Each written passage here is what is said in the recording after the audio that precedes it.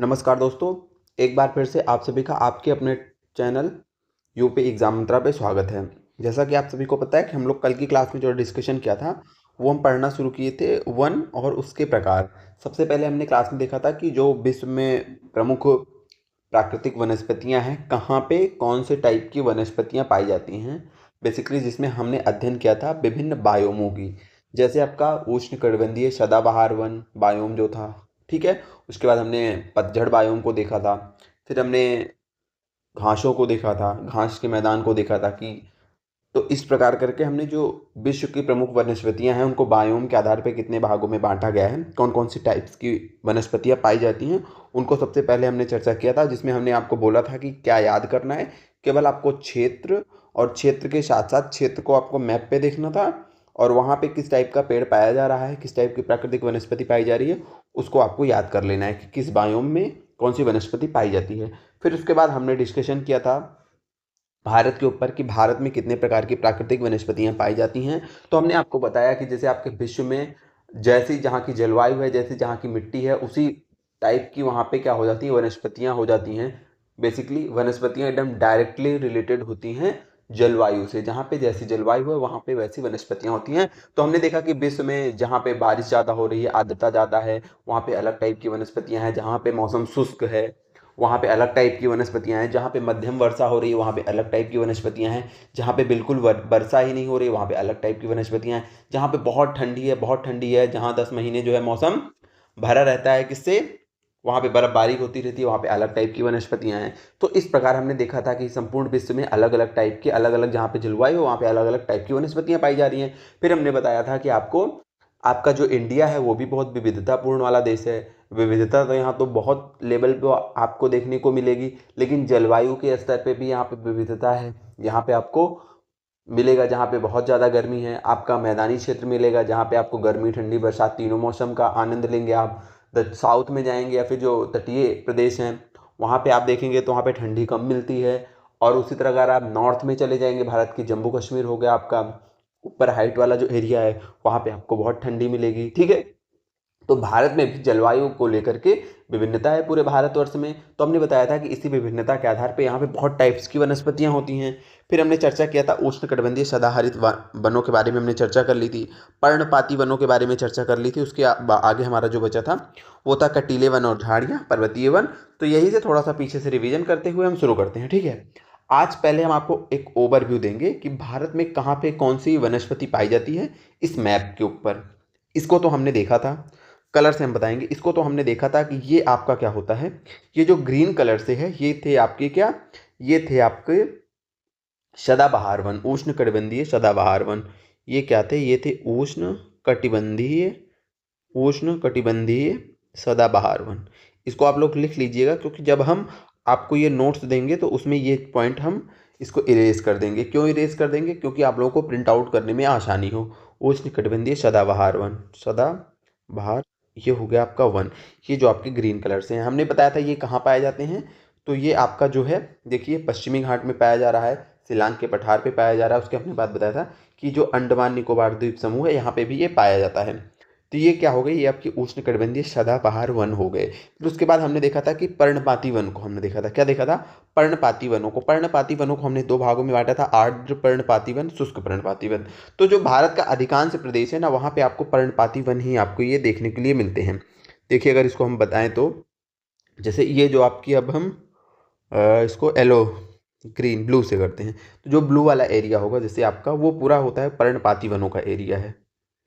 ये आपका लगभग ऐसे जो है ये पूरा एरिया, भारत का जो अधिकांश क्षेत्र है ना वहाँ पे पर्णपाती वन ही पाए जाते हैं। अधिकांश अगर एरिया की बात करेंगे तो वहाँ पे आपके क्या पाए जाते हैं, वहाँ पे आपके पर्णपाती वन ही आपके ये पाए जाते हैं। इसको ऐसे ये पूरा एरिया अगर हम कवर कर लें नीचे तक का, तो ये जो पूरा एरिया है जो हम ब्लू कलर से दिखा रहे हैं, ये पूरे पाए जाते हैं पर्णपाती वन। यहाँ पे क्या पाए जाते हैं, पर्णपाती वन पाए जाते हैं। अब आप कहेंगे कि पर्णपाती वन अगर इस पूरे एरिया में पाए जाते हैं, आपने दो टाइप के पर्णपाती वन हमको पढ़ाया था, एक शुष्क और एक आर्द्र। तो आर्द्र और शुष्क से क्या मतलब है? आर्द्र का मतलब है, पहली बात तो पर्णपाती वहीं पे पाया जाएगा जहाँ पे वर्षा कम हो जाएगी। वर्षा कम का मतलब है कि जहाँ पे हमने बताया था कि 100 से 200 सेंटीमीटर के बीच में, देखिए 200 से ऊपर जहाँ पे सेंटीमीटर से वर्षा हो रही है वहाँ पे आपका क्या पाया जाएगा? सदाहरित वनस्पतियाँ वहाँ पे पाई जाएंगी। जब 200 सेंटीमीटर से कम होगा, यानी कि 200 से आपका लगभग 100 सेंटीमीटर के बीच में जब वर्षा होती है, तो वहाँ पे इसी क्षेत्र में आपको इतना याद रखना है कि ये वाला जो क्षेत्र है, ये पर्णपाती वन का क्षेत्र है। ये किसका क्षेत्र है? ये पर्णपाती वन का क्षेत्र है। इस क्षेत्र में जहाँ पे 200 से 100 सेंटीमीटर की वर्षा होती होगी, वहाँ आर्द्र पर्णपाती वन होता होगा। जहाँ पे ज़्यादा है वहाँ पे आर्द्रता ज़्यादा है, वहाँ पे आर्द्र पर्णपाती वन होगा। और जहाँ पे 100 से 70 सेंटीमीटर के बीच, यानी कि 100 से भी कम वर्षा होगी, वहाँ पे इस क्षेत्र में शुष्क पर्णपाती वन होगी। बस आपको इतना ही याद रखना है, ठीक है। एरिया हम आपको यहीं पे करवा दे रहे हैं, पूरे भारत में कौन से टाइप की वनस्पति पाई जाती है। उसके बाद आपको केवल याद करना रहेगा टाइप्स, कहाँ पे कौन से टाइप का पेड़ पाया जा रहा है, वृक्ष पाया जा रहा है। तो ये ब्लू वाला क्या हो गया? आपके पर्णपाती वन हो गए। चलिए, आपका इन दोनों को हम लोगों ने पढ़ भी लिया था। अब इसके बाद क्या बचा है? इसके बाद ये आपका सदाहरित हो गया, पर्णपाती हो गया। अब इसके बाद हम देखेंगे कटीले वन और झाड़ियाँ। तो ऐसे ही आपको याद होना चाहिए कि कहाँ पे कटीला वन और झाड़ी पाई जाएगी? जहाँ पे बिल्कुल वर्षा नहीं होती है, बिल्कुल वर्षा नहीं होती, यानी कि बहुत कम, बहुत कम। बिल्कुल का मतलब थोड़ी बहुत तो होगी ना, बहुत कम होती है। वो आपका होता है कटीले वन और झाड़ियों वाला प्रदेश। वो आपका कौन सा होता है? कटीले वो आपका होता है कटीले वन और झाड़ियों वाला प्रदेश। तो इसको हम बताएंगे रेड कलर से, ठीक है। रेड कलर से जहाँ पे हम हाईलाइट करेंगे मैप में, वो आपका हो जाएगा, एक सेकंड ऐसे रुकिए, हाँ रेड कलर। देखिए ये जो आपका, तो सबसे पहले तो आपको ऐसे ही समझ में आ चुका होगा कि कहाँ पे कटीले वन और झाड़ियाँ पाई जाएंगी, ठीक है। तो ये आपका लगभग कुछ हिस्सा ले लीजिए यहाँ का, पंजाब का, आपका पूरा राजस्थान हो गया, ठीक है। ये वाला जो एरिया है, ये वाला जो एरिया है लगभग, अब देखिए एकदम इसमें एग्जैक्ट ऐसे नहीं बन रहा है कि हम जितनी दूर में लाइन खींच रहे हैं उसमें भी एक आपको ओवरव्यू दे रहे हैं किन किन राज्यों में मतलब है। ये वाला भाग हो गया आपका आपका ये वाला भाग हो गया, यानी कि गुजरात, राजस्थान, पंजाब का कुछ हिस्सा। और यहाँ से ये आपका छोटा सा यहाँ पे जो आपका पठारी एरिया है, यहाँ पे इस भाग में भी थोड़ी सी आपकी पाई जाती हैं क्या? कटीली झाड़ियाँ। तो ये क्या हो गई आपकी? ये हो गई कटीली झाड़ियाँ। क्या हो गई आपकी? कटीले वन और झाड़ियाँ, जो रेड कलर से है, कटीले वन एवं झाड़ियाँ। आपको मैप पे इसलिए बता दे रहे हैं ताकि आपको जो मतलब इस क्षेत्र से क्वेश्चन आता है कि कौन से टाइप के वन किस राज्य में पाए जाते हैं, वो आपको यहाँ से याद हो जाएगा। इसको आप कॉपी में बना लीजिएगा, ठीक है। इसको हम मिटा करके देंगे, इसे मतलब इरेज करके देंगे ये चीज़ें, क्योंकि आपको प्रिंट आउट निकालने में दिक्कत होती है। हम कोशिश करेंगे कि इस पीडीएफ के लास्ट में जो है, अंत में एक ऐसा मैप ऐड कर दें जहाँ पे सारा मतलब ऐसे बटा हुआ हो, कहाँ पे भारत के मैप पे पूरा दर्शाया गया हो। यहाँ पे हम आपको समझा रहे हैं। तो ये हो गए कटीले वन और झाड़ियाँ। अच्छा, कटीले और वन और झाड़ियाँ कहाँ पाई जाती हैं? जहाँ पे 70 सेंटीमीटर से भी कम वर्षा होती है। यहाँ पे क्या होता है? जो सदाहरित वन है, यहाँ पे 200 सेंटीमीटर से अधिक वर्षा होती है, 200 सेंटीमीटर से अधिक वर्षा होती है। वहाँ पे आपकी पाई जाएंगी उष्णकटिबंधीय वन। फिर हमने उष्णकटिबंधीय वन आपका कहाँ पाया जाता है? तो हमने बताया कि ये जो पश्चिमी आपका तटीय मैदान है, यहाँ पे पाया जाता है। शिलांग का पठार हो गया, आपका अंडमान निकोबार हो गया, लक्षद्वीप में भी सदाहरित वनस्पतियाँ पाई जाती हैं। फिर हमने पर्णपाती वनों के बारे में बताया कि आपका अधिकांश जो भारत का हिस्सा है, वहाँ पे पर्णपाती वन ही पाए जाते हैं।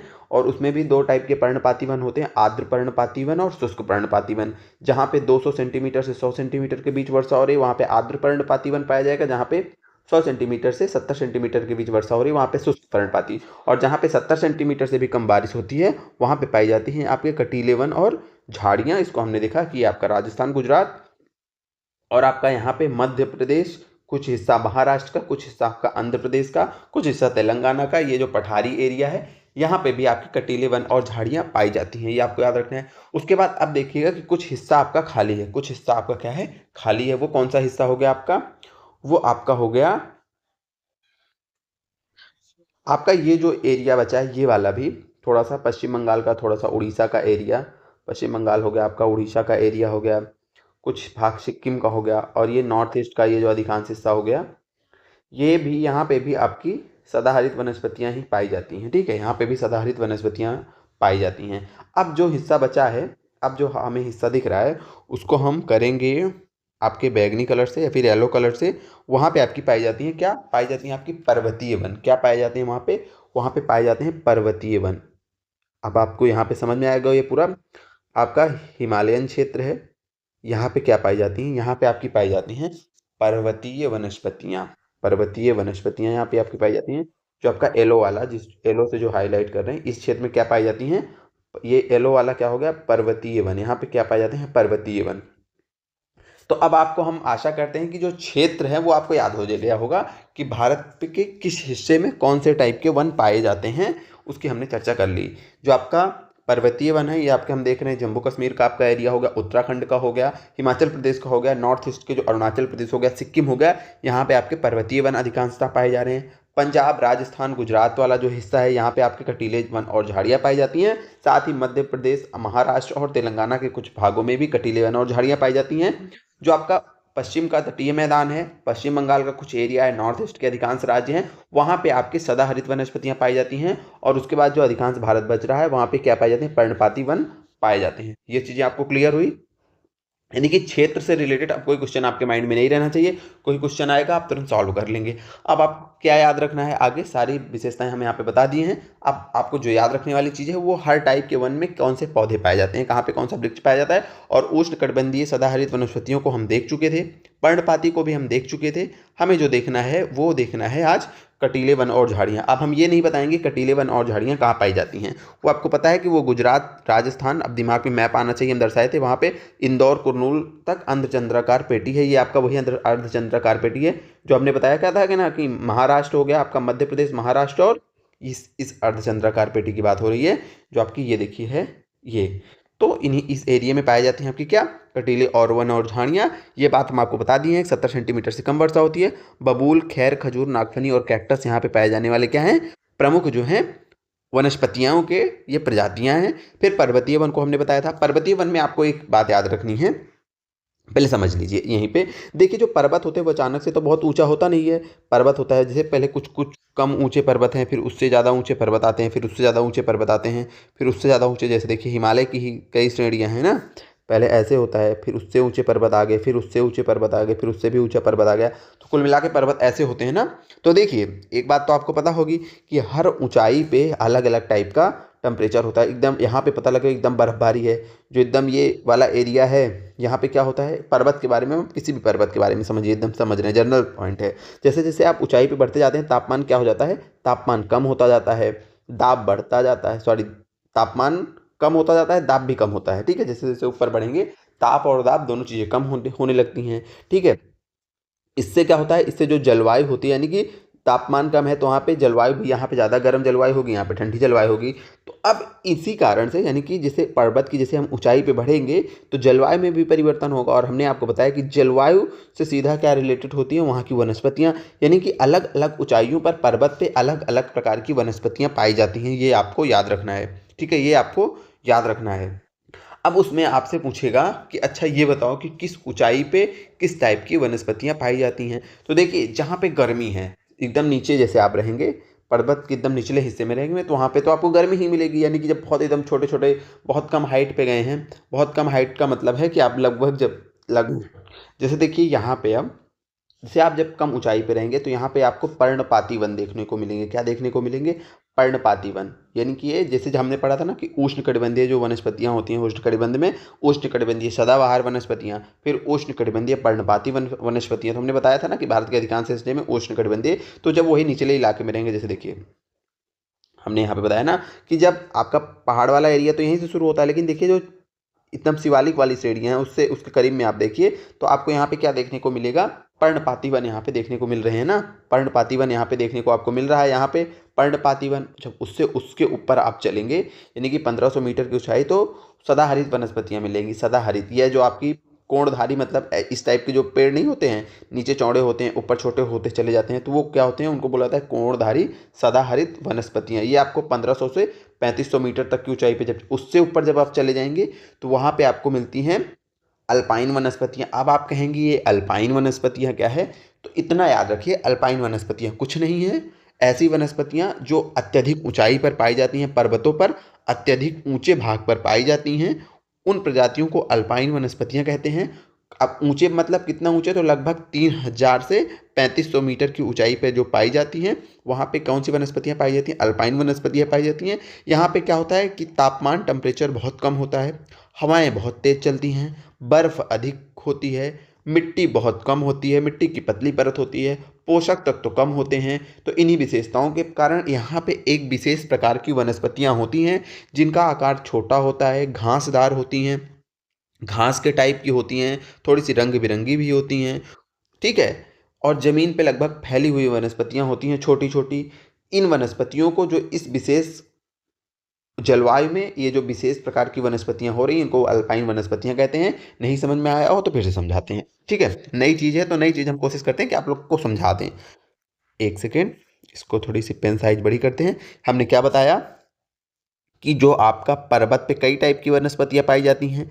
पर्वत पे जैसे ऊंचाई पे बढ़ेंगे वनस्पतियों का टाइप चेंज होता जाएगा, ठीक है। हमने बताया कि जब हम 3000 से 3500 मीटर की ऊंचाई के ऊपर जाते हैं या फिर यहाँ पे जाते हैं, तो यहाँ पे जलवायु परिवर्तित हो जाती है। जलवायु परिवर्तित का क्या मतलब है? हमने बताया तापमान कम हो जाता है, हवा तेज हो जाती है, बर्फ अधिक रहती है, बर्फ यहाँ पे अधिक मिलेगी, मिट्टी आपको नहीं देखने को मिलेगी, मिट्टी की देखने को भी मिलेगी तो बहुत पतली परत, बहुत पतली परत देखने को मिलेगी।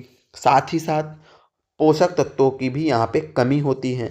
तो अब ऐसी स्थितियों में कुछ विशेष प्रकार की वनस्पतियाँ होती हैं, कुछ विशेष प्रकार की वनस्पतियाँ होती हैं। हमने बताया उन वनस्पतियों की क्या विशेषता होती है कि पौधों का जो पेड़ों का आकार होगा छोटे आकार के, ठीक है, छोटे आकार के पौधे होंगे। उसके साथ ही यहाँ पे जो है इनकी जो पत्तियाँ होती हैं, ठीक है, वो पत्ते भी छोटे होते हैं।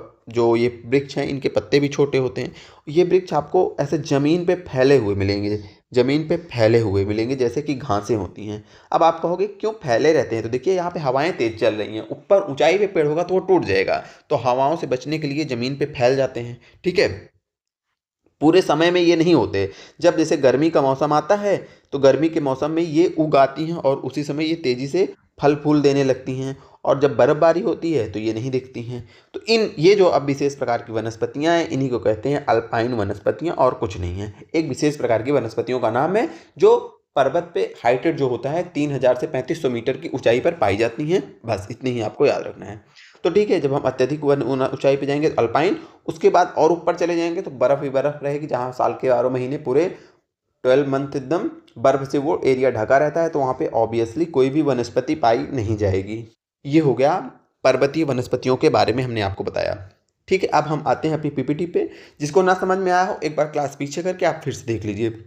बेसिकली हमने समझाया इतना ही कि जो आपका माउंटेन वाला एरिया होता है वहाँ पे क्या होता है कि जैसे जैसे हम पर्वत पे ऊंचाई पे बढ़ते जाएंगे वैसे वैसे अलग प्रकार की वनस्पतियाँ हमको देखने के मिलती हैं। जब हम किसी पर्वत के गिरिपद वाले एरिया में होते हैं, गिरिपद का एरिया मतलब जैसे पर्वत जब शुरू हो रहा है ना, तो जो एकदम लोएस्ट उसका पॉइंट होता है उसको गिरिपद बोलते हैं, यानी कि पर्वत का पैर, ठीक है। तो गिरिपद ऐसे समझिए। गिरिपद पे क्या आपको मिलेगा? पर्णपाती वन, यानी कि जब पर्वत पे एकदम निचले पॉइंट पे हैं तो आपको पर्णपाती वन मिलेंगे।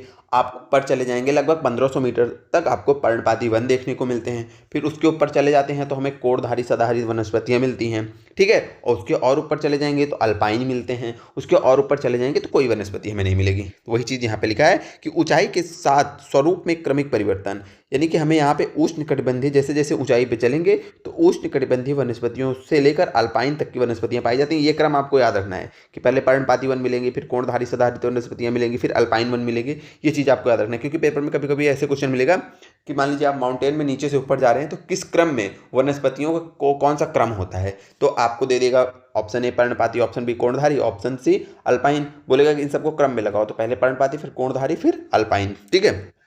वही यहाँ पे लिखा है 1500 मीटर तक पर्णपाती, 1500 से 3500 मीटर तक कोणधारी सदाहरित वनस्पतियाँ। उसमें से कुछ वृक्षों के नाम लिखिए कि कौन सी हैं कोणधारी सदाहरित वनस्पतियाँ। तो जैसे देवदार हो गया, ठीक है, स्प्रूस हो गया, सिल्वर फर हो गया, चीड़ हो गया, ये सब, इन सबको आपको याद रखने है, ठीक है। देवदार हो गया, चीड़ हो गया, सिल्वर फर हो गया, ये याद रखना है कहाँ पे ये वनस्पतियाँ पाई जाती हैं। हमने बताया कि वनस्पतियों के नाम ही आपको याद रखने कहाँ पे कौन सी पाई जाती है, यही मोस्ट इंपॉर्टेंट है, ठीक है।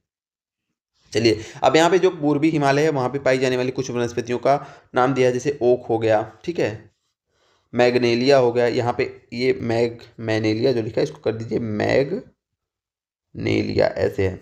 लॉरेल हो गया, ये आपका पूर्वी हिमालय। पूर्वी हिमालय का मतलब है जो आपका ये वाला है पूर्वी हिमालय, ये वाला एरिया हो गया, ये वाला एरिया पूर्वी हिमालय में ये वाला एरिया आता है। यहाँ पे क्या आपकी पाई जाती है, यहाँ पे आपकी पाए जाते हैं जैसे आपके हमने बताया ओक बताया, मैग्नीलिया हो गया, लॉरेल हो गया। ये पूर्वी हिमालय में पाई जाने वाली, जहाँ पे पूर्वी हिमालय के जिस क्षेत्र में ज़्यादा वर्षा होती है वहाँ पे ये पाई जाती हैं। ठीक है, ये आपको याद रखना है कि पूर्वी हिमालय में जहाँ ज़्यादा वर्षा पाई जाती है वहाँ पे ओक, मैग्नीलिया और ये आपके लॉरेल, जो पे ये यहाँ पे लॉरेल भी गलत लिखा हुआ है, इसको लॉरेल नहीं इसको लॉरेल कर लीजिए, लॉरेल ये पाया जाता है। ठीक है, चलिए अब आगे चर्चा करते हैं हम। उसके बाद हमने बताया कि और ऊपर जब आप जाएंगे तो आपको अल्पाइन वनस्पतियाँ मिलती हैं। ठीक है, क्या मिलती हैं, अल्पाइन वनस्पतियाँ मिलते हैं, जहाँ पे आपको स्टार्टिंग में आपको चिनार और अखरोट के वृक्ष देखने को मिलते हैं। और ऊंचाई पे चले जाएंगे अल्पाइन वनस्पतियों पे तो वहाँ पे अल्पाइन चारागाह पाए जाते हैं। बस इतना आपको, इतना ही नाम याद करना है। ठीक है, अधिक एकदम हाइट पे, एकदम अधिक ऊंचाई पे, एकदम ऊपर चले जाएंगे पीक पे तो वहाँ पे हमें कोई वनस्पति नहीं देखने को मिलेगी। तो पर्वतीय वनस्पतियों में आपको क्रम याद रखना है कि पहले पर्णपाती पाया जाएगा, फिर कोणधारी सदाहरित, फिर अल्पाइन पाए जाएंगे। फिर कोणधारी में कौन कौन से वृक्ष हैं आपके सदाहरित वन में, इनका नाम याद रखना है। फिर पूर्वी हिमालय में कौन कौन से पाए जाते हैं, इनका नाम याद रखना है। ठीक है, फिर चिनार अखरोट को याद करना है कि जो अल्पाइन वनस्पतियाँ के स्टार्टिंग में, जहाँ से अल्पाइन वनस्पतियाँ में मिलना शुरू होती हैं वहाँ पे स्टार्टिंग में हमें पहले चिनार और अखरोट के जो है वृक्ष हैं यहीं पे देखने के लिए मिलते हैं। ठीक है, उसके बाद हमने कटीले वनों को भी पढ़ लिया और हमने अपना शुष्क पर्णपाती और आर्द्र पर्णपाती वनों को भी पढ़ लिया और उष्णकटिबंधीय सदाहरित वनों को भी पढ़ लिया। तो इस प्रकार हमने जो है भारत में किस क्षेत्र में कौन से टाइप की वनस्पतियां पाई जाती हैं, किस क्षेत्र में जो उस टाइप की वनस्पतियां पाई जा रही हैं उनका क्या नाम है, ठीक है, कहाँ पे कितनी वर्षा होती है, यानी कि आपका ये जो टॉपिक है भारत में पाई जाने वाली प्राकृतिक वनस्पतियों के प्रकार, इसको हमने बहुत अच्छे से कर लिया। अब ज्योग्राफी में भी आपको ये टॉपिक पढ़ने की जरूरत नहीं है, नोट्स आपका भरपूर है और नोट्स के साथ साथ हमने आपको काम भर की चीज़ें भी बता दी है कि कहाँ पे कितनी चीज़ें आपको याद रखनी है। तो ये चीज़ें आपको यहाँ तक याद रखनी है। जो साथी हमारे पहली बार पढ़ रहे हैं हो सकता है कि उनको चीज़ें धीरे धीरे याद हों, एक बार में ना याद हो, 1 से 2 बार क्लास देखिएगा। यदि कहीं पे कोई कन्फ्यूज़न हो, आपको कहीं पे फैक्ट में कोई प्रॉब्लम लगती है कि यहाँ पे फैक्ट हमें नहीं सही लग रहा है, वैसे तो हमने पूरी कोशिश की है 100% शुद्धता के साथ आपको कंटेंट दिया जाए। यदि कहीं पे कोई आपको त्रुटि महसूस होती है, उसके साथ ही कॉन्सेप्ट में कोई दिक्कत आपको कहीं पे नहीं समझ में आ रहा है, तो कमेंट करके अवश्य बताइएगा, हम और अच्छे तरीके से उसको आपको समझाने की कोशिश करेंगे। और जितनी चीज़ें हमने याद करने के लिए बोली हैं, पहले आपको उतनी ही चीज़ें याद करनी है, उसके बाद कुछ और याद करना है। नोट्स में हमने आपको भरपूर मात्रा में कंटेंट दे दिया है। अब ना तो आपको इन्वायरमेंट वाले चैप्टर में इस टॉपिक को अधिक पढ़ने की जरूरत है और ना ही ज्योग्राफी में। अगर आप ये पढ़ रहे हैं तो ज्योग्राफी में स्किप कर दीजिएगा, हमने पूरा कवर यहाँ पे कर लिया है। अब उसके बाद हम आगे चलते हैं। आगे हमने जो देखा है विश्व के बायोम प्रमुख हैं, हमने उसके बारे में आपको कल की क्लास में अच्छे से बेहतरीन तरीके से बता दिया था और कहाँ पे कितनी चीज़ें याद रखनी है वो भी हमने आपको बता दिया था। अब हम आज अपने नोट्स में आगे की ओर चलते हैं, जहाँ पे हमने शामिल किया है जो PYQ क्वेश्चन पूछे हुए हैं, वहाँ पे जो इंपॉर्टेंट हमें फैक्ट लगे प्रीवियस ईयर में जो भी क्वेश्चन पूछे हुए हैं इस टॉपिक से, वहाँ पे जो हमें इंपॉर्टेंट फैक्ट लगे उसको हमने यहाँ पे शामिल किया है। हो सकता है यहाँ पे कुछ चीज़ें रिपीट हो क्योंकि हमने पूरा ये चैप्टर तो अपना पढ़ लिया है, तो जो अब कुछ इंपॉर्टेंट चीज़ें उनको यहाँ पे हम देखेंगे। ठीक है, चलिए ये सब आपके PYQs हैं, सब PYQs में आए हुए टॉपिक हैं। तो जैसे सबसे पहले यहाँ पे है कि उष्णकटिबंधीय सदाबहार वनों से बहुत सारा क्वेश्चन पूछा गया था, तो हमने पूरा उष्णकटिबंधीय सदाबहार वनों की कहानी आपको स्टार्टिंग में ही बता दी थी। पश्चिमी घाट में पाया जा रहा है, उत्तर पूर्व में पाया जा रहा है, अंडमान निकोबार में पाया जा रहा है। ठीक है, भारत में कितने प्रकार की वनस्पतियां पाई जाती हैं हमने आपको बता दिया। जहाँ पे 200 सेंटीमीटर से अधिक वर्षा होती है वहाँ पे ये वनस्पतियां पाई जाती हैं हमने बता दिया। पश्चिमी घाट में पाया जाता है, अरुणाचल प्रदेश में, मिजोरम में, नॉर्थ ईस्ट में, वही अरुणाचल प्रदेश मिजोरम हो गया आपका। ठीक है, उष्णकटिबंधीय जो सदाबहार वन है ये पूरी चीज़ें कि आपके पश्चिमी घाट में पाई जा रही हैं। ठीक है, पूर्वी भारत में, अंडमान निकोबार में, यहाँ पे क्या है ना कि उष्णकटिबंधीय जो है सदाबहार वनों की पूरी कहानी दी हुई है। यहाँ से ये सारे पॉइंट जो है ना ये प्रीवियस ईयर में आए हुए हैं, हालांकि हम लोगों ने बहुत अच्छे से पढ़ लिया है। बस ये वृक्षों के नाम आपको याद रखना है, रोजवुड, पाम और आबनूस। पूछा जाए कौन से टाइप की वनस्पति है तो उष्णकटिबंधीय सदाबहार वनस्पतियां हैं ये आपको याद रखना है। ठीक है, रोजवुड, पाम, आबनूस ये आपकी सदाबहार उष्णकटिबंधीय वन हैं ये। ठीक है, बाकी पूरी चीज़ें हम लोगों ने पढ़ ली है, बार फिर से उसी को रिवीजन कराने का कोई औचित्य है नहीं। उसके बाद उष्णकटिबंधीय वर्षा वन, इसको आपको यहाँ पे याद रखना है। इसको हमने जब हम विश्व के प्रमुख बायोमों के बारे में पढ़ रहे थे तो हमने बताया था ना कि जो उष्णकटिबंधीय जो 0 डिग्री है, 0 डिग्री के दोनों ओर जब हम जाएंगे, कर्क रेखा और मकर रेखा के बीच का जो क्षेत्र है वहाँ पे एक विशेष प्रकार का वन पाया जाता है जिसको कि उष्णकटिबंधीय सदाहरित वन बोलते हैं। उसी में जब हम केवल 10 डिग्री नॉर्थ, ये आपका 0 डिग्री है। जब 10 डिग्री नॉर्थ और 10 डिग्री साउथ में देखते हैं तो एक विशेष क्षेत्र पाया जाता है जहाँ पे बहुत वर्षा होती है। जहाँ पे क्या होती है? बहुत वर्षा होती है। जहाँ पे बहुत वर्षा होती है तो इस एरिया को, पूरे एरिया को क्या बोला जाता है? उष्णकटिबंधीय वर्षा वन। उष्णकटिबंधीय वर्षा वन ये कहाँ पाया जाता है? यह बायोम भूमध्य रेखा के निकट 10 डिग्री नॉर्थ से 10 डिग्री साउथ के बीच में पाया जाता है। ठीक है, उष्णकटिबंधीय वर्षा वन वही वाला वन है जो हमने उष्णकटिबंधीय सदाबहार वन आपको पढ़ाया था ना विश्व के बायोम में। 1 मिनट, थोड़ा सा आप लोग भूल रहे होंगे अगर, तो हम आपको एक बार दिखा दें कि ये चीज़ भी हम लोग पढ़ लिए हैं। बस वहाँ पे जो कुछ इंपॉर्टेंट चीज़ें, ये देखिए उष्णकटिबंधीय सदाहरित वन बायोम हमने पढ़ा था ना, यही चीज़ें हैं यहाँ पे। ये देखिए यहाँ पे ये चीज़ें हमने आपको बताई थी ना, तो यही चीज़ें हैं वहाँ पे। क्योंकि पीवाईक्यूज में था तो वहाँ पे जब हमने ऐड किया तो वो एक नई जगह जो है वो कंटेंट हमारा शामिल हो गया है। चलिए, हमने वहाँ पे दिखाया कि कन्फ्यूज़न ना हो। जिनको कन्फ्यूज़न हो रही है वो पुरानी क्लास, कल की क्लास फिर जाके देखें। तो यह बायोम 10 डिग्री नॉर्थ से 10 डिग्री साउथ के बीच में पाया जाता है। हमने आपको समझाने के लिए डायरेक्टली बताया था कि आप कर्क मकर याद रखिएगा, उसी के बीच में जो पाया जा रहा है वो आपका क्या है? उष्णकटिबंधीय आपके वर्षा वन है। ठीक है, वही है जो सदाहरित उष्णकटिबंधीय सदाहरित वनस्पतियाँ जहाँ पे जो बायो में पाई जाती हैं, उसमें जो 10 डिग्री नॉर्थ से 10 डिग्री साउथ का एरिया होता है उसमें ज़्यादा वर्षा होती है तो उसको उष्णकटिबंधीय वर्षा वन बोला जाता है। यहाँ पे पूरे वर्ष वर्षा होती है, तापमान ज़्यादा होता है, आर्द्रता अधिक होती है। ठीक है, अब यहाँ पे दो कीवर्ड दी, एक लियाना लिखा है, एक वितान। तो लियाना क्या है आपको पता है? ये देखिए, ये आपका पेड़ हो गया ना, इस पे जो ऐसे चढ़ी हैं लताएं, इसको बोला जाता है लियाना। इसको क्या बोला जाता है? लियाना। और जो ये चौड़े चौड़े वृक्ष, पत्तों वाले वृक्ष हैं, ये जो चौड़े चौड़े पत्ते हैं ना, इनको ही बोला जाता है बितान। इनको क्या बोला जाता है? बितान। तो लंबे चौड़े पत्ते वाले पेड़ जो पत्तेदार वितान बनाते हैं उन्हें क्या, यही पत्तेदार जो बितान बना रहे हैं इसको ही बितान बोला जाता है। ठीक है, और लियाना क्या है? जो इस पे चढ़ी हुई ये लताएं, इसको बोलते हैं लियाना। और जो ये वृक्ष हैं जैसे चौड़े चौड़े पत्ते वाले वृक्ष हैं ना, तो जो ये स्ट्रक्चर बनाते हैं बड़ा सा, इसको क्या बोला जाता है? इस स्ट्रक्चर को इसको बोला जाता है वितान। इसको क्या बोला जाता है? वितान। उसके बारे में हमने बोला, आपको समझाया था जब जैव विविधता पढ़ा रहे थे कल वाले चैप्टर में भी, कि अगर आपसे पूछा जाए कि सर्वाधिक जैव विविधता वाला बायोम कौन सा है, सर्वाधिक जैव विविधता वाला क्षेत्र क्या है, तो आपको याद रखना है उष्णकटिबंधीय वर्षा वन या फिर उष्णकटिबंधीय सदाबहार वन। ठीक है, वो क्या है? आपके सर्वाधिक जैव विविधता वाले क्षेत्र हैं। उसके बाद हमने अमेजन रेन फॉरेस्ट के बारे में भी आपको बताया था, जिसको कि ब्राजील में किस नाम से बोला जाता है? आप इसको कमेंट करके बताइए। कल की क्लास में हमने 3 से 4 बार बताया था कि जो आपका ब्राज़ील है वहाँ पर जो अमेजन रेन फॉरेस्ट है वो सदाहरित वन बायोम का हिस्सा है। तो ब्राज़ील में उसका क्या नाम दिया गया है आपको ये बताना है कमेंट में। चलिए, अब अमेजन वर्षा वन के बारे में एक पॉइंट आपको और याद रखना है कि इस वन को पृथ्वी ग्रह के फेफड़े बोला जाता है, लंग्स ऑफ द अर्थ बोला जाता है। क्यों बोला जाता है? क्योंकि ये लगातार इतना घना जंगल है कि यहाँ पे लगातार जो कार्बन डाई, आपको पता है कि पेड़ पौधे जो होते हैं कार्बन डाई अवशोषित करते हैं और ऑक्सीजन मुक्त करते हैं। तो पृथ्वी की जो 20% ऑक्सीजन का उत्पादन ना इन्हीं वनों से होता है, जो अमेजन रेन फॉरेस्ट है वहीं से होता है। तो यहाँ पे बाकी चीज़ें हम लोग पूरी कल की क्लास में देखें, तो जो 1-2 पॉइंट और इम्पॉर्टेंट है वो आप लिख लीजिएगा, नोट्स में ऐड ऑन कर लीजिएगा या फिर याद कर लीजिएगा। उसके बाद हमने उष्णकटिबंधीय पर्णपाती वन और उपोष्णकटिबंधीय वनों के बारे में कल भी चर्चा की थी। ठीक है, यहाँ पे इन सारी चीज़ों की चर्चा हम लोग कर चुके हैं। बस आपको याद रखना है यहाँ पे हमने फिर से सम्मिलित क्यों किया है पता है? क्योंकि यहाँ से आपको ये समझ में आएगा कि इंपॉर्टेंट क्या है, क्योंकि यहाँ से ये पीवाईक्यूज में क्वेश्चन पूछे हुए हैं। वैसे हम क्या करते थे कि जब चैप्टर के जो इंपॉर्टेंट टॉपिक्स हैं ना वहीं पे हम पीवाईक्यूज को भी शामिल कर लेते थे, लेकिन इस बार क्या हुआ कि पीवाईक्यूज को अलग जो है बाद में उसका नोट्स बनाए, और जो उसको उससे रिलेटेड इंपॉर्टेंट जो टॉपिक्स से यानी कंटेंट था उसको हमने पहले बना लिया। तो यहाँ पे जो पीवाईक्यू से जुड़े हुए पॉइंट्स हैं वो आपके लास्ट में लिखे हुए हैं। चलिए, तो आर्द्र पर्णपाती वनों के बारे में हमने अभी चर्चा की कि 100 से 200 सेंटीमीटर होती है, शुष्क में 100 से नीचे चली जाएगी। ठीक है, और ये जो शुष्क पर्णपाती वन है इनको मानसूनी वन भी बोला जाता है। ये पॉइंट हम लोगों ने नहीं देखा था ऊपर, इसको याद कर लीजिएगा। ठीक है, इसमें प्रमुख वृक्ष सागौन हो गया, बांस हो गया, शीशम हो गया, चंदन हो गया। पूर्वी दक्कन पठार में शुष्क सदाबहार वन पाए जाते हैं, याद नहीं रखना है। सागौन ये वृक्ष हमने वहाँ पे भी देखा है, यानी कि ये पूरा टॉपिक हम ऊपर अभी जब भारत के बारे में पढ़ रहे थे वहाँ हम देख लिए हैं। यहाँ पे ये पॉइंट आपको याद रखना है, मानसूनी वन। बाकी चीज़ें जो यहाँ की हैं हम ऊपर देख चुके हैं। उपोष्ण कटिबंधीय वन उत्तर पश्चिम हिमालय, खांसी हो गया, खांसी पहाड़ियाँ हो गई, नागालैंड हो गया, मणिपुर हो गया। यहाँ के प्रमुख वृक्ष तो आपके चीड़ हो गए, ठीक है, ओक हो गया, ये यहाँ के प्रमुख वृक्ष हैं।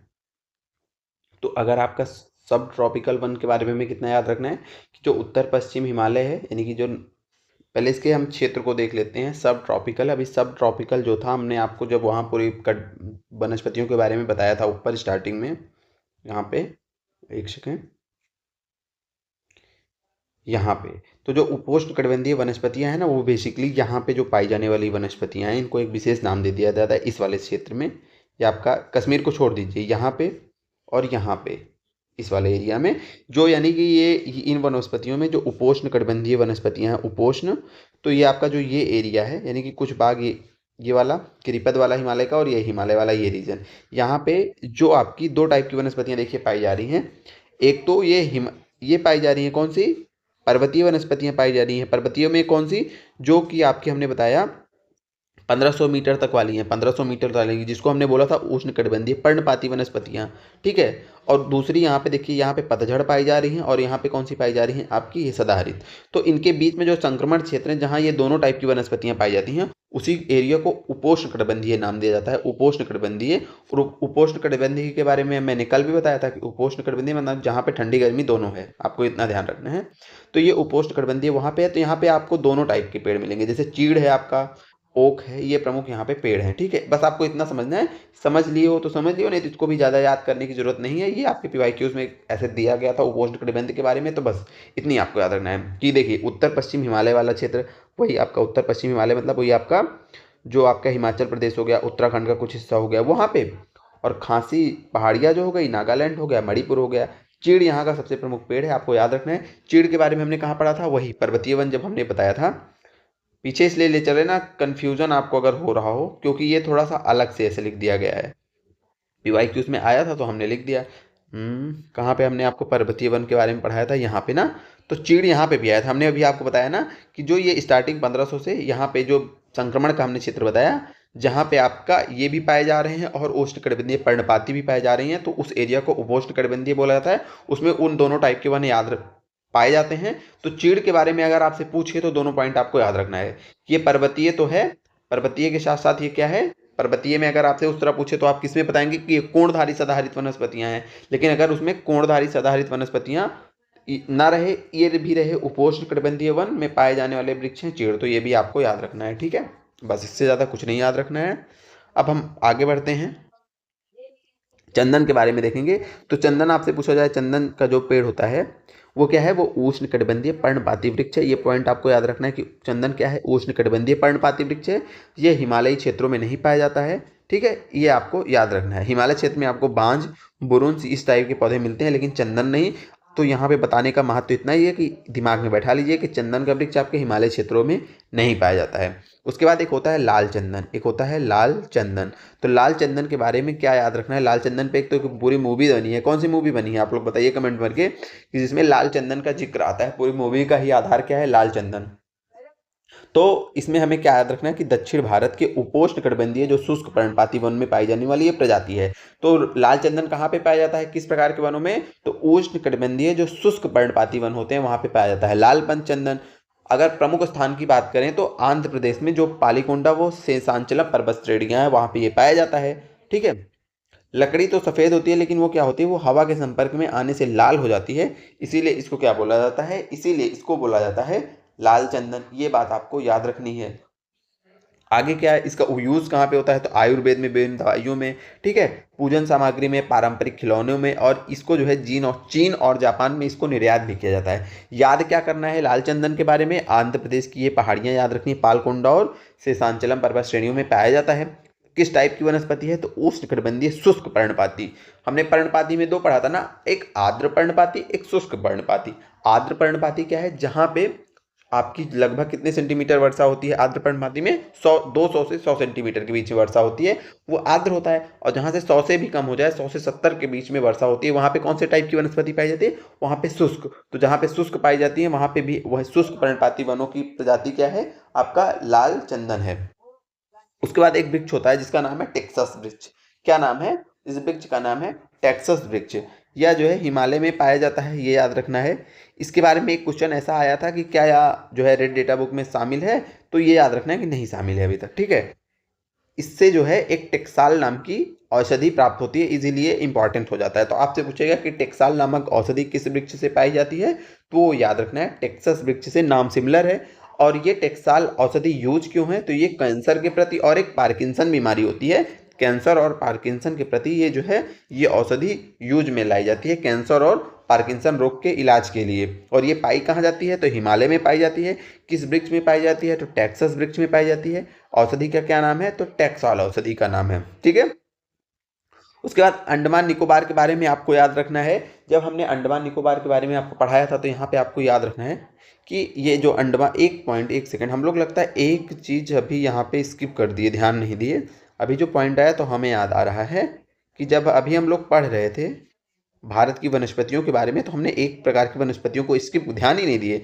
ये जो आपकी ज्वारीय वनस्पतियां हैं, ज्वारीय वनस्पतियों को हमने वहाँ पे ध्यान ही नहीं दिया। तो ज्वारीय वनस्पतियों को पढ़ लेते हैं, फिर हम वहाँ पे चलते हैं अंडमान निकोबार वाले टॉपिक पे। ठीक है। तो देखिए हमने कितनी प्रकार की वनस्पतियों के बारे में बात कर लिया था। ज्वारीय वनस्पतियों का तो हमने ध्यान ही नहीं दिया, इस मैप में भी हम नहीं बताया और वहाँ पे भी नहीं बताया। तो देखिए ज्वारीय वनस्पतियाँ पहले हम समझते हैं पाई कहाँ जाती हैं। तो ज्वारीय वनस्पतियाँ आपकी वहाँ पे पाई जाती हैं जहाँ पे नदियों का ताज़ा जल समुद्र से मिलता है। जैसे नदियाँ आई और वो जहाँ पे जाके समुद्र पे मिल रही हैं वहाँ पे थोड़ा सा दलदली भाग हो जाता है, तो उसी दलदली भाग में आपकी ज्वारीय वनस्पतियाँ पाई जाती हैं। ठीक है। और इन ज्वारीय, जो ये ज्वारीय वनस्पतियां हैं, इनको मैंग्रोव वन भी बोला जाता है। क्या बोला जाता है? मैंग्रोव वन भी बोला जाता है। तो बेसिकली इतना याद रखना है कि जो तटीय एरिया होते हैं, डेल्टा वाले एरिया होते हैं, यानी कि जो मुहाना होता है, नदियों का मुहाना वाला एरिया होता है, वहीं पे ये ज्वारीय वनस्पतियां या फिर आपकी मैंग्रोव वनस्पतियां पाई जाती हैं। अब आपको पूछा जाएगा कि किन क्षेत्रों में पाई जाती हैं, तो याद रखिए जहाँ पे नदियाँ जाके डेल्टा बना रही हैं, कुछ महत्वपूर्ण नदियाँ वहीं पे पाई जाएंगी। जैसे आपका गंगा नदी का डेल्टा हो गया, ये वाला क्षेत्र, ये वाला क्षेत्र हो गया, देखिए गंगा नदी वाला डेल्टा हो गया। ठीक है। उसके अलावा कौन सा? गोदावरी नदी का डेल्टा हो गया, आपका कृष्णा नदी का डेल्टा हो गया। उन्हीं क्षेत्रों में ये वनस्पतियां पाई जाती हैं। इसको हम डिनोट कर देंगे आपके इस कलर से। तो हमने कहाँ बताया? आपका ये वाला एरिया हो गया। ठीक है। यहाँ पे पाई जाती हैं आपकी ज्वारीय वनस्पतियाँ, जहाँ पे नदियों का डेल्टा होगा यहाँ पे पाई जाएगी। ठीक है। यहाँ पे पाई जाती हैं। तो जो नदियों के डेल्टा वाले क्षेत्र हैं वहीं पे ज्वारीय वनस्पतियाँ पाई जाती हैं। हमने जैसे बताया गंगा, गोदावरी, कृष्णा। ठीक है। और यहाँ पे अगर प्रमुख वनस्पतियों की बात करें तो जैसे मैंग्रोव हो गए, सुंदरी के वृक्ष हो गए। सुंदरी के वृक्ष, आपका जो पूरा सुंदरबन डेल्टा है वहाँ पे सुंदरी वृक्ष पाए जाते हैं ना, इसीलिए उसका नाम सुंदरबन डेल्टा है। उसके बाद कैजुरीना हो गया, केवड़ा हो गया, बेंदी हो गई, ये सब यहाँ पे पाई जाने वाली प्रमुख वनस्पतियाँ हैं। क्षेत्र आप समझ गए होंगे, ज्वारीय वनस्पतियाँ क्या है, मैंग्रोव वनस्पतियाँ क्या हैं। तो ये वनस्पतियाँ जो कि तटीय क्षेत्रों या फिर डेल्टाओं के क्षेत्रों में पाई जाती हैं, जहाँ पे नदियाँ क्या होती हैं, ताजी नल की नदियाँ समुद्र में आके मिलती हैं, बीच में एक दलदली क्षेत्र हो जाता है, वहीं पे ये वनस्पतियाँ पाई जाती हैं। इतनी चीज़ आपको याद रखनी है। कहाँ पे पाई जाती हैं? तो हमने बताया कि जो आपका गंगा, गोदावरी, कृष्णा का डेल्टाई भाग है वहाँ पे पाई जाती हैं। ठीक है। चलिए अब पीपीटी पे आते हैं। तो क्षेत्र वही लिखा है कि नदियों का ताज़ा जल प्लस समुद्र का जल मिल रहा है, दलदली भाग हो जा रहा है। गंगा, गोदावरी, कृष्णा के डेल्टाई भाग में पाई जा रही हैं। वनस्पतियों का नाम मैंग्रोव, सुंदरी, कैजुरीना, केवड़ा और बेदी। अब इनका महत्व क्या है कि ये समुद्र द्वारा कटाव को रोकती हैं। अब जैसे यहाँ पे वनस्पति हो गई, इधर विशाल समुद्र है, तो इसकी लहरें आ रही हैं ना, तो ये जो लहरें होती हैं, अगर यहाँ पे वनस्पतियाँ ना होती तो यहाँ पे जो मिट्टी होती है उसको काट ले जाती लहरें। तो ये वनस्पतियाँ क्या करती हैं? इनकी लहरों को रोकती हैं। ठीक है। इनकी लकड़ियाँ जो होती हैं, अब देखिए ये पानी तो जल में रह रहा है, ये देखिए जलीय भाग है, इस टाइप की इसकी ऐसे क्या होती हैं, जड़ें होती हैं, और ये जल में ऐसे पड़ी रहती हैं, यहाँ पे सड़ती नहीं हैं। इनकी क्या विशेषता होती है कि ये लकड़ियाँ जल में सड़ती नहीं हैं। ठीक है। यही हो गई ज्वारीय वनस्पतियों के बारे में चर्चा, ये आपको याद रखना है, इसको हम भूल गए थे जब वनस्पतियों के बारे में, भारत में पाई जाने वाली वनस्पतियों के बारे में चर्चा कर रहे थे। वो तो जब हम अंडमान निकोबार पे गए तो वहाँ पे जो टॉपिक एक समझाता था हमें कि आपके अंडमान निकोबार में मैंग्रोव वनस्पतियाँ भी पाई जाती हैं, सदापर्णी और पर्णपाती वनस्पतियाँ तीनों पाई जाती हैं। ठीक है। जो जैसे अंडमान निकोबार तो द्वीप वाला एरिया है ना, तो जो द्वीपों के बगल एकदम किनारे हैं वहाँ पे आपकी मैंग्रोव वनस्पतियाँ पाई जाती हैं। तो उसके बाद थोड़ा सा अंदर जाएंगे तो वहाँ पे सदावर्णी वनस्पतियाँ पाई जाती हैं, और द्वीप के बीच में एकदम पर्णपाती वन पाए जाते हैं। यही आपको ध्यान में रखना है कि अंडमान निकोबार में तीनों टाइप की वनस्पतियाँ पाई जाती हैं। ठीक है। मैंग्रोव वन के बारे में भी हम देख के आ रहे हैं। ठीक है। ये उष्ण और उपोष्ण कटिबंधीय लवणीय जल में ये पाई जाती हैं। वही उसके बाद बफर, समुद्र और तट के बीच का हमने एरिया बताया ना कि ये समुद्र है आपका, यहाँ पे नदियाँ आके मिल रही हैं तो यहाँ पे पाई जाती हैं। ठीक है। इनको तटरक्षक भी बोला जाता है। क्यों बोला जाता है? हमने देखा कि जो तीव्र लहरें होती हैं, सुनामी होती है, चक्रवात होते हैं, तट की मिट्टी को काट ले जाएंगे, तो ये वनस्पतियाँ वहाँ पे रहती हैं, तो इन्हीं से टकरा के वो जल वापस चला जाता है। ठीक है। जैसे साइक्लोन आ रहा है, यहाँ पे आएगा, इन वृक्षों से, इन्हीं जड़ों से टकरा के वापस चला जाएगा। ये ना होते तो यहाँ पे मिट्टी होती, मिट्टी को काट ले जाते, तो इनको क्या बोला जाता है? तटरक्षक बोला जाता है। जड़ों की विशेषता क्या है कि मृदा कटाव को रोकती हैं, तूफानों में उखड़ती नहीं है। देख रहे हैं कैसी खतरनाक जड़ें हैं। ठीक है। उड़ीसा तट महानदी डेल्टा में मैंग्रोव कटाई से चक्रवात का प्रभाव बढ़ा है।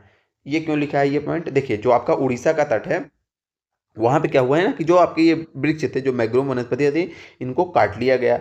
अब जब काट लिया गया तो जो ये वृक्ष जो आपकी रक्षा कर रहे थे चक्रवात और सुनामी से, अब वहाँ पे ज़्यादा खतरा हो गया क्योंकि अब वृक्ष बचे ही नहीं हैं। तो ये पॉइंट आपको याद रखना है। अब प्रमुख मैंग्रोव एरिया का बात करते हैं, ठीक है।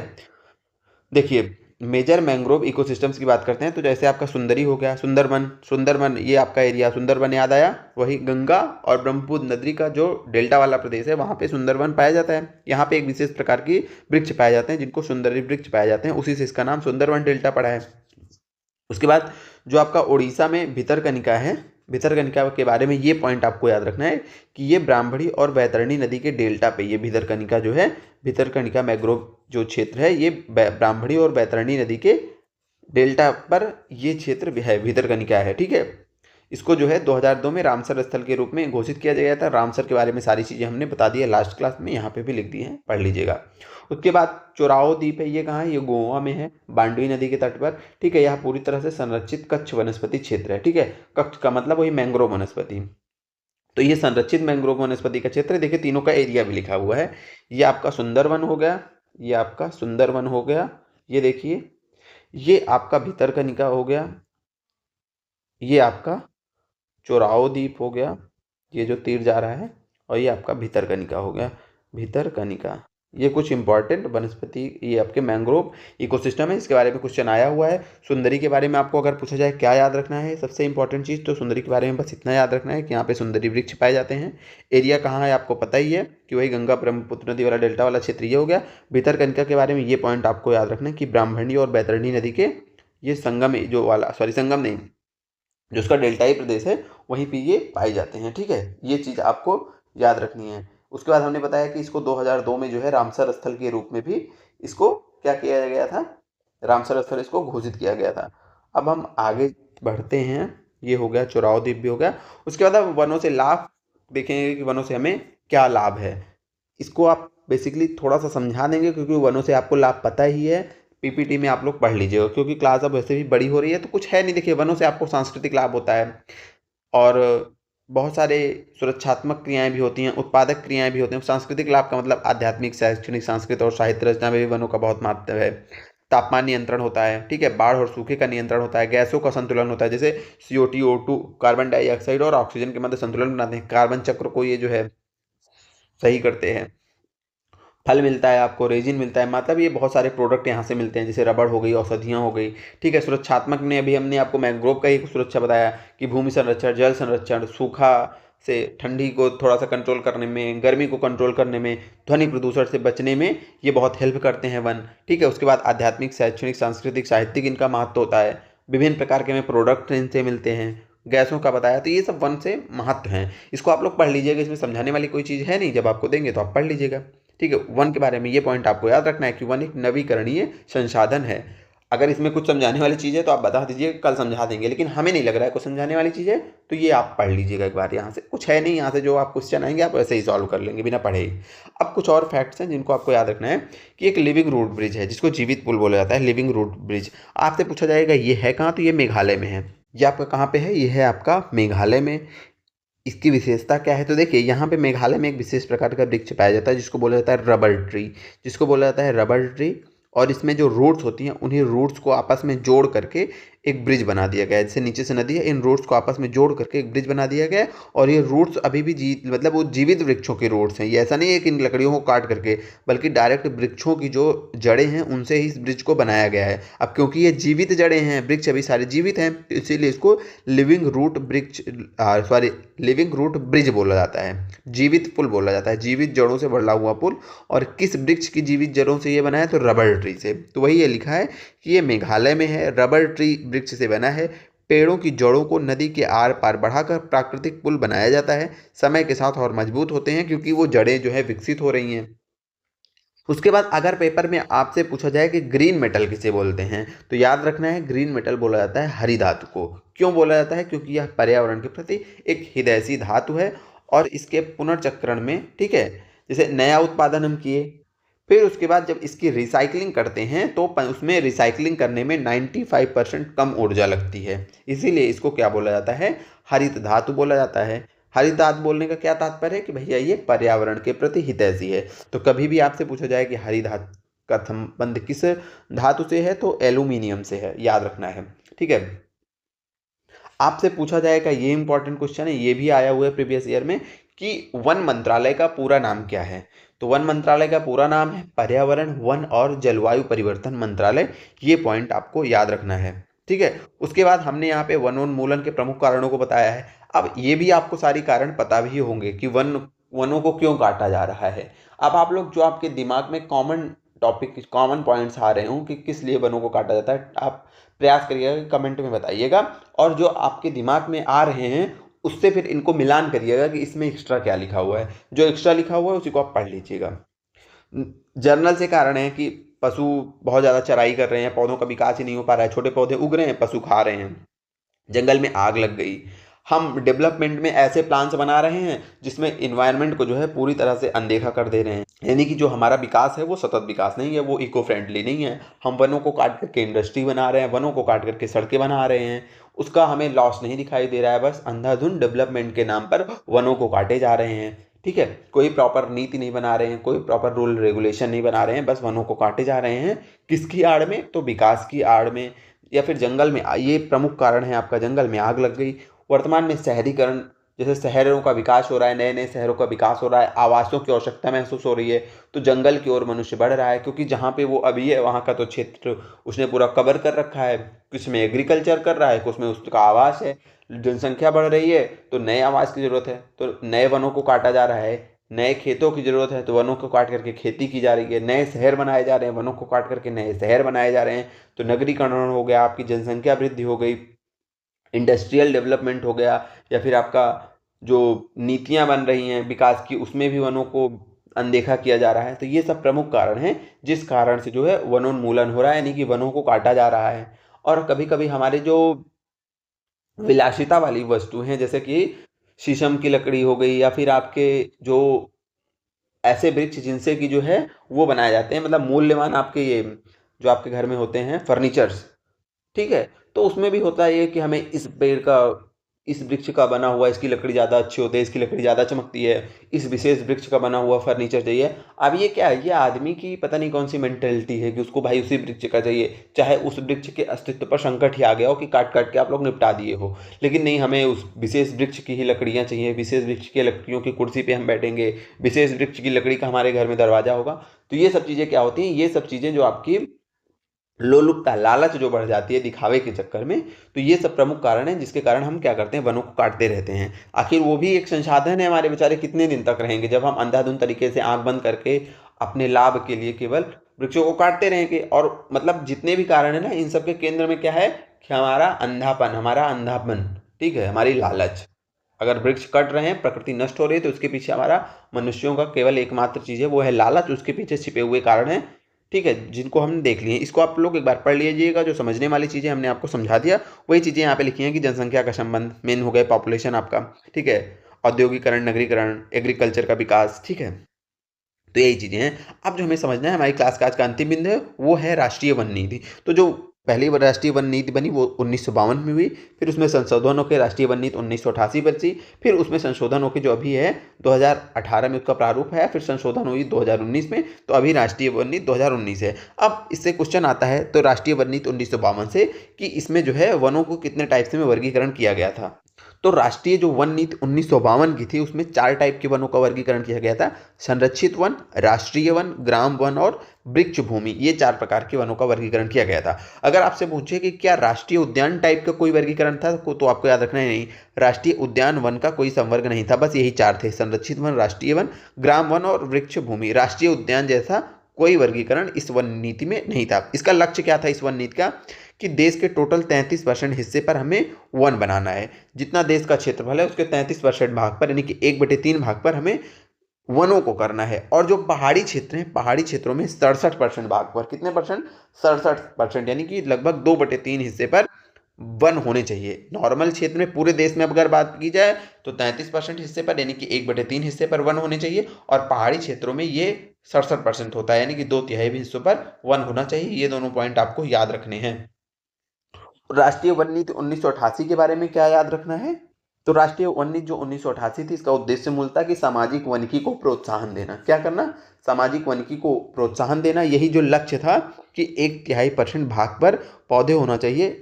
इस नीति का उद्देश्य यही था कि इस लक्ष्य को प्राप्त किया जाए कि देश के 1/3 हिस्सों पर वनों को आच्छादित किया जा सके। इसमें क्या क्या सम्मिलित था? इसमें मेन बेसिकली सामाजिक वानिकी को प्रोत्साहित किया गया था, इसको आपको याद रखना है, ठीक है। इसमें क्या क्या सम्मिलित था? वनीकरण, पुनर्नवीनीकरण, लकड़ी के विकल्पों को प्रोत्साहन देना, यानी कि जैसे जहाँ पे लकड़ी का यूज हो रहा है तो वहाँ पे लकड़ी के विकल्पों को ढूंढना। जैसे मान लीजिए दरवाजा लकड़ी का लग रहा है तो हम लोहे या फिर एल्यूमिनियम का दरवाजा लगाएंगे। तो एक उदाहरण, सिंपल सा उदाहरण समझा रहे हैं कि कुर्सियां लकड़ी की बन रही हैं तो हम प्रयास करेंगे कि कुर्सी जो है किसी अन्य धातु की बने। और अब तो हमारी कोशिश ये होनी चाहिए कि रिप्लेसमेंट ऐसा ना हो कि जो वो पर्यावरण को इनडायरेक्टली लॉस पहुंचाए। रिप्लेसमेंट ऐसा हो कि वो हम कोशिश करें कि वो सतत विकास को प्रोत्साहित करे। जैसे हम किसी ऐसे मटेरियल की खोज करें कि लकड़ी भी हमारी ना लगे दरवाजे में, कोई रिसाइकलिंग, यानी कि जो प्लास्टिक, जो कुछ चीज़ों का हम यूज़ कर रहे हैं उससे हमारे जो लकड़ी का जो विकल्प है वो रिसाइकल्ड चीज़ें से आ जाए, यानी कि दोहरा लाभ। ये नहीं कि हम लकड़ी की जगह ऐसा विकल्प ला रहे हैं जो उससे भी ज़्यादा हानिकारक हो जा रहा है। तो वही था कि वनीकरण, लकड़ी के विकल्पों को प्रोत्साहन देना और पुनर्वनीकरण, जहाँ पे वन थे वन नष्ट हो गए हैं वहाँ पे फिर से जो है वनों को जो है लाना। इसमें क्या सम्मिलित नहीं था? तो इसमें पीड़कनाशों का संवर्धन इसमें नहीं शामिल था, ऑब्वियसली नहीं शामिल होगा। तो ये आप कहेंगे कि पीड़कनाशी क्या होते हैं? तो पीड़कनाशी कुछ नहीं है, कीटनाशक होते हैं। कीटनाशक आप लोग नाम सुनेंगे, ठीक है। ये होते हैं जो आपके मतलब कीटों का, जैसे वायरस हो गए, बैक्टीरिया हो गए, या ठीक कीटाणु जो भी और खरपतवार, कीड़े चूहे कवक होते हैं आपके खेतों वगैरह में, तो उनको ये नष्ट करने के लिए होते हैं। तो उनका संवर्धन करना इस राष्ट्रीय वन नीति 1988 में ऐसा कुछ उसमें प्रोविज़न नहीं था। तो ये PYQs में पूछा था जहाँ पे इसको सम्मिलित किया गया था, तो यही वहाँ पे गलत आंसर भी था, तो इसलिए इसको शामिल कर लिए हम। तो अब यहाँ पे आपको एक जो कुछ ये चीज़ आई है सामाजिक वानिकी, इसके बारे में याद रखिए कि सामाजिक वानिकी क्या है अगर आपसे पूछे तो। देखिए, सामाजिक वानिकी का जो, जैसे जो सामुदायिक भूमियाँ होती हैं, जैसे बंजर भूमि हो गई या फिर और कोई सामुदायिक भूमि हो गई, वहाँ पे जो है जनता की भागीदारी से जनता की भागीदारी से वहाँ पे समझिए कि पेड़ों को लगाना, तो ये सामाजिक वानिकी के अंतर्गत आता है। तो अगर एक लाइन में बोलें कि सामाजिक वानिकी क्या है, तो सामाजिक वानिकी कुछ नहीं है, जो सामुदायिक भूमियाँ हैं वहाँ पे हमारे सबके यानी कि जनता के सहयोग से वृक्षारोपण करना, बेसिकली यही क्या कहलाता है? सामुदायिक वानिकी कहा जाता है। और ऐसा सामाजिक वानिकी को प्रोत्साहन कब किया गया? तो राष्ट्रीय वन नीति 1988 में। जो प्रमुख उद्देश्य था वो यही था कि सामाजिक वानिकी को प्रोत्साहित किया जाए, यानी कि हम सबको, जब पूरी जनता को प्रोत्साहित किया जाएगा कि आप जाइए वन लगाइए, अपने खेतों के चारों ओर वन लगाइए, या फिर जो सामुदायिक स्थान है जैसे जो बंजर भूमियाँ पड़ी हैं वहाँ पे वन लगाने के लिए प्रोत्साहित किया जाए, तो ऑब्वियसली जो है जो हमारा ये लक्ष्य था 33% का, देश के 1/3 हिस्से पर वृक्ष होना चाहिए, ये जल्दी से पूरा हो जाएगा। और उसको पूरा करने के लिए ये चीज़ें आपकी शामिल थी: वनीकरण, पुनर्वनीकरण, लकड़ी के विकल्पों को प्रोत्साहन दिया जाना। तो ये हो गया आज की क्लास का पूरा कंटेंट। यहाँ से आज की हमारी क्लास कंप्लीट होती है। अब बताइए कि क्लास में क्या सारी चीज़ें समझ में आई, और यदि कुछ चीज़ें ना समझ में आई हो तो आप उसको हमें फिर से बताइएगा। हमने कोशिश की बार बार चीज़ों को समझाने की, ताकि आप लोग आसानी से समझ के आएँ।